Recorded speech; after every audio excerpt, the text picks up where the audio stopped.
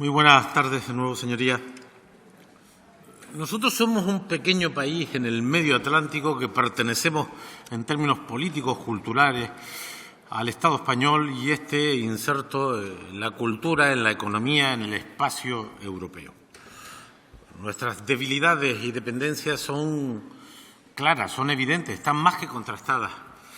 Y, por lo tanto, cada cosa que ocurra en nuestro entorno determina nuestro presente y nuestro futuro. Nuestra pertenencia a la Unión Europea, aunque hubo dudas en la sociedad canaria, yo creo que ha sido esencialmente positiva. Es cierto que hay nostalgia por algunos aspectos de nuestra etapa anterior, pero yo creo que las cosas hay que verlas en términos globales y dinámicos, y creo que el proceso de integración de Canarias en la Unión Europea ha sido esencialmente positivo. Y hemos conseguido, además, y no era fácil, que nuestras singularidades territoriales, económicas, nuestros problemas de déficit, de estructura, de materias primas, pues fueran razonablemente reconocidos y hoy en el Tratado Fundacional, en la Constitución Europea, tengamos reconocida esa singularidad. Yo creo que Europa pasa por un momento crítico y complejo. Mi impresión es que la crisis económica del año 9 al año 14 hizo un flaquísimo favor al proceso de construcción europea porque las políticas que dominaron se orientaron hacia los intereses de las minorías, fueron el sector financiero, las grandes transnacionales, los estados más poderosos los que impusieron las reglas y sus intereses. Y creo que eso quebró una de las claves de la construcción europea, que ha sido no solo en materia económica, sino en la construcción social, en el proceso de convergencia de los Estados, pero también de los sectores sociales diversos. Y creo que la crisis ha hecho un daño irreparable y que hoy tiene consecuencias. Y la consecuencia es que hay desconvergencia económica entre los Estados del norte y del sur. La consecuencia es que los sectores populares que más sufrieron la crisis ya no creen en Europa. Y la consecuencia es que se ha abierto un potente movimiento populista, simplista, cortoplacista en muchos de los Estados miembros de carácter antieuropeo, euroescéptico.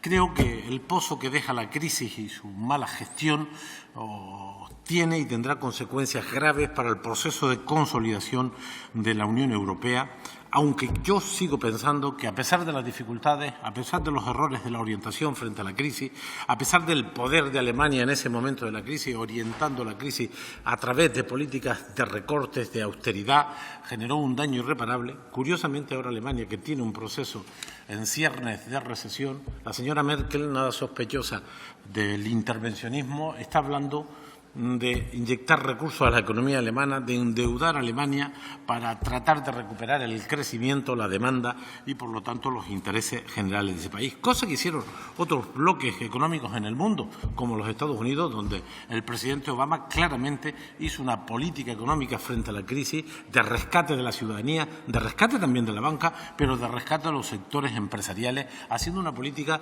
de estímulo a la economía y no como se hizo en Europa, que fue de tracción de la economía. Por lo tanto, yo creo que ahí hay una parte del problema que vivimos y que vamos a arrastrar. A eso se añade un problema demográfico. Tenemos un problema de envejecimiento en Europa, que es determinante, que es fundamental para su futuro. El proceso de envejecimiento solo podrá ser resuelto con una política migratoria responsable.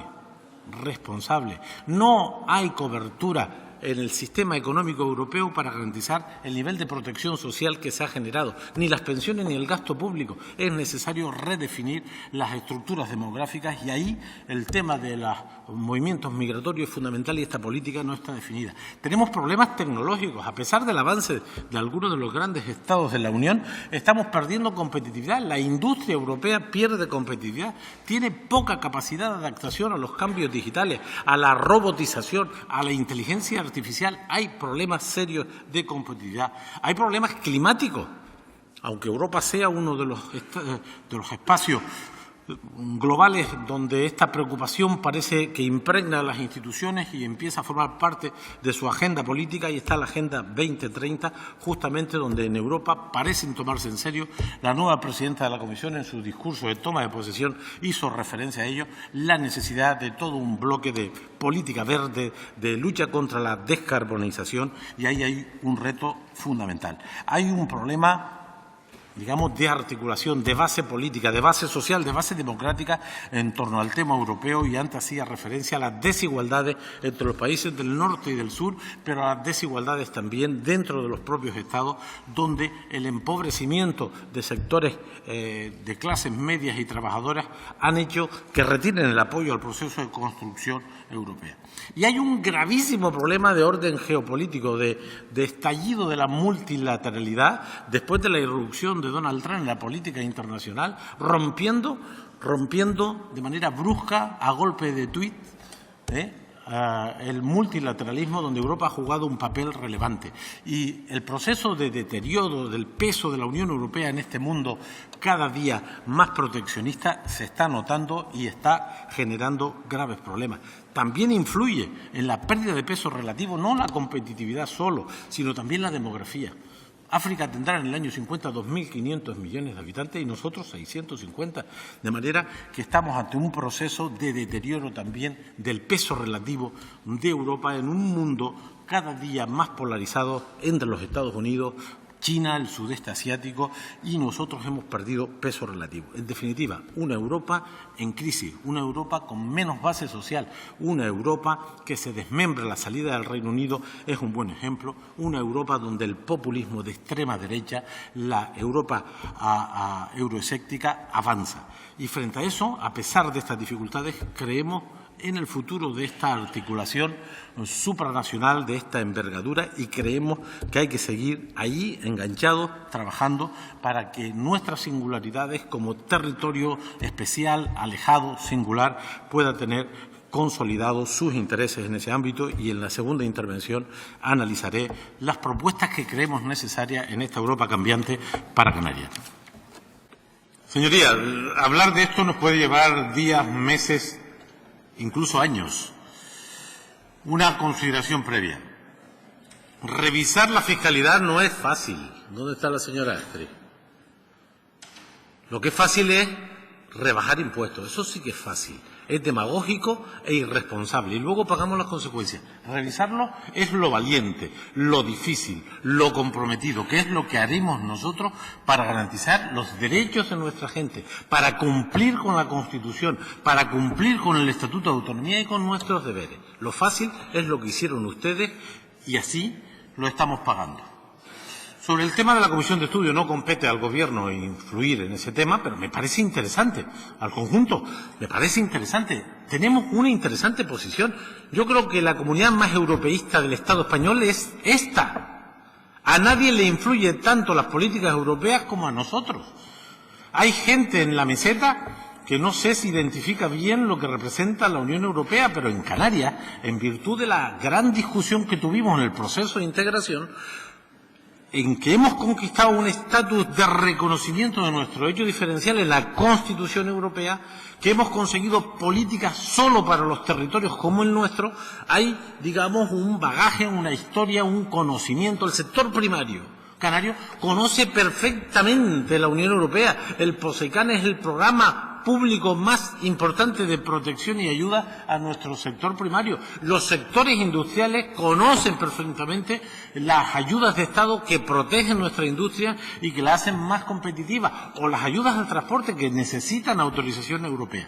Yo creo que Canarias es un buen ejemplo de un territorio de la Unión donde en un proceso de integración singular se pueden salvar nuestros intereses y contribuir al proceso de construcción común de un espacio que no puede ser solo económico, debe ser también social, debe ser un espacio de la ciudadanía, de los pueblos, porque no basta con integrar la economía, sino que hay que respetar la diversidad. Por lo tanto, a mí hablar de este asunto en este Parlamento me parece oportuno y necesario, y ese espacio que estaría por decidir por esta Cámara me parece, sin duda ninguna, útil. A pesar de todas las dificultades que hemos dicho, demográficas, tecnológicas, geopolíticas, de retroceso de la economía, de pérdida de legitimidad, a pesar de los problemas severos que tenemos en materia climática, Europa sigue siendo un buen espacio de encuentro para los pueblos de la Unión que hoy conformamos parte de ella, e incluso se puede abrir a la incorporación de otros pueblos. Y yo tengo que decir que la nueva presidenta de la Comisión hizo un discurso, tiene un perfil conservador en su origen ideológico, pero hizo un discurso interesante que yo recomiendo. Yo no la escuché de entrada, pero luego me dijeron, tienes que escucharla porque ha dicho cosas importantes. Y ha establecido una agenda muy interesante en relación a la lucha contra la crisis climática, a la Europa verde, a la lucha contra las energías fósiles. Alemania va a dedicar 54.000 millones de euros a apostar por la sostenibilidad, por un modelo energético más eficiente y menos dependiente de los fósiles, por un modelo de movilidad más sostenible. Yo creo que hay mensajes interesantes en las nuevas autoridades en favor de esta apuesta por un planeta que sobreviva a los que ahora lo habitamos. Y yo creo que es un valor. Es un valor interesante también el reconocimiento de la pérdida de competitividad con el tema de la mundialización, con el tema de la digitalización de la economía. Tenemos que incorporar la inteligencia artificial a los procesos productivos porque los tienen otros bloques económicos del planeta. Y tenemos un problema de entorno, de relaciones exteriores, que es el más complicado, porque por el este está Rusia, con lo que eso significa, con los liderazgos y con los problemas de ese espacio económico y demográfico relevante. En el Mediterráneo tenemos dos guerras. Tenemos dos importantes guerras, Siria y Libia, porque Libia es una guerra también. De manera que tenemos un problema muy serio, tenemos un problema en los movimientos migratorios muy relevante. Por lo tanto, estamos hablando de una Europa compleja, difícil, que ha retrocedido en algunos de sus valores y también en algunos de sus apoyos populares, que yo creo que es una de las principales preocupaciones, el avance de la extrema derecha, del euroescepticismo. Y Canarias en todo eso, ¿qué pinta? Yo creo que a pesar de las dificultades, fíjense, me voy a atrever a decirlo, nosotros vamos a salvar el presupuesto 2021-2027 con una buena nota. A pesar de que el Reino Unido va a salir de la Unión Europea, a pesar de que el presupuesto retrocede, a pesar de que hay nuevas áreas comprometidas en el presupuesto en materia de defensa o de crisis climática, creo que estamos en condiciones de afirmar que podemos salvar una ficha financiera para Canarias como región ultraperiférica muy comparable y a lo mejor mejorable sobre la que teníamos hasta ahora. Creo que en la reglamentación, insisto en esto, no basta con tener dinero, el dinero hay que gestionarlo, adaptarlo a nuestras necesidades. Estamos influyendo en las reglamentaciones para que se tenga en cuenta que esos recursos aquí se aplican de manera distinta. Por supuesto, hemos hablado del Brexit. La consejera de Economía aquí ha participado, la he escuchado yo en un par de ocasiones, sobre el análisis de situación y las actuaciones que estamos haciendo dentro del territorio con respecto a España y los impactos que esto pueda tener. Y yo creo que no tiene sentido que en esta comparecencia insistamos sobre lo que ya hemos tenido un par de, por lo menos dos comparecencias que yo recuerde sobre la cuestión. Tenemos que insertarnos en esta zona del mundo. Esta mañana inauguramos unas jornadas técnicas en relación al programa Interreg Madeira, Azores, Canarias, donde hemos incorporado afortunadamente a Senegal, a Mauritania y a Cabo Verde 120 millones de proyectos vinculados al I+D+I, a la actividad empresarial, a la defensa del medio ambiente, un conjunto de cuestiones que lideramos masivamente. El 90% de los proyectos los lideran nuestras universidades, nuestras entidades de investigación, las cámaras de comercio, los ayuntamientos o los cabildos. Tenemos que profundizar en la cooperación institucional. Ha sido muy útil la conferencia de presidentes de regiones ultraperiféricas. Se ha influido mucho en los estados a los que pertenecemos, en la propia Comisión, en el propio Parlamento y también, diría con claridad, en el Consejo Europeo, que sigue manteniendo el poder. Los jefes de Estado siguen decidiendo lo fundamental.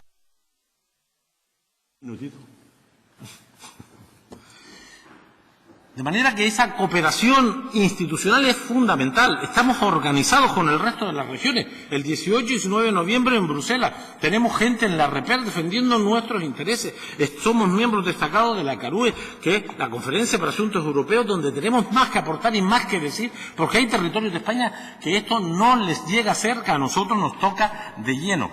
Y tenemos que tratar de influir poco a poco también en las políticas multilaterales de la Unión Europea. No llegamos a tiempo en el Tratado Mercosur y hay algunos riesgos potenciales, lo vimos aquí en una comparecencia. No llegamos a tiempo para influir en el momento de elaboración del tratado, pero estamos ahí también peleando. Y tenemos que tener muy presente una de las amenazas que a mí me parece más importante, que es el comercio de derechos de emisión por aviación. Como no nos hacemos De ahí vamos a tener un problema en nuestra principal actividad, que es el turismo. Muchísimas gracias.